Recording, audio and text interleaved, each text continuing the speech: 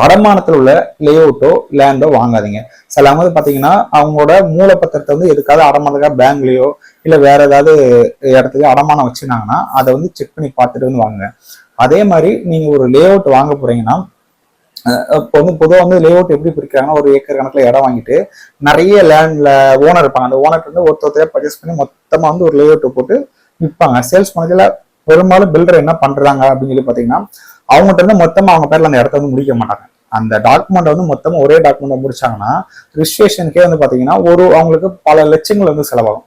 ஒரு இடத்த வாங்கி அவங்க பேர்ல முடிச்சு வைக்கிறதுக்கு ஒரு 10 to 12 லட்சம் அவங்களுக்கு செலவாகும். அதுக்கு டிடிஎஸ் கட்டுவாங்க, டாக்ஸ் பே பண்ணா அகைன் இன்னொரு அளவுக்கு கேச்சுல திரும்ப பத்திரப்படணும், பத்திரப்பதிவு செலவெல்லாம் இருக்கிறதுனால இல்ல ஒரு 4 ஓனர் இருக்காங்கன்னா 4 ஓனர்ட்டையும் வந்து பவர் ஏஜென்ட் மூலியமா அவங்க வந்து ஒரு பவர் வாங்கிடுவாங்க. ஒரு பவர் ஏஜென்ட் ரெடி பண்ணி அவங்க மூலியமா பவர் வாங்கி இந்த மொத்த லேஅவுட் வந்து சேல்ஸ் பண்ணுவாங்க.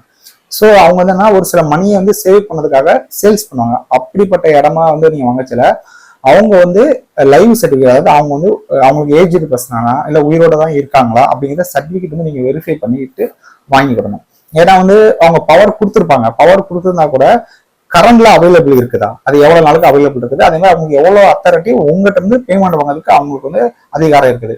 நீங்க டைரக்டா அதே மாதிரி ஓனரையும் பார்த்து அவங்களையும் வர வச்சு 2 இடத்துலையும் செக் பண்ணி பார்த்து வாங்கினீங்கன்னா பெட்டர்.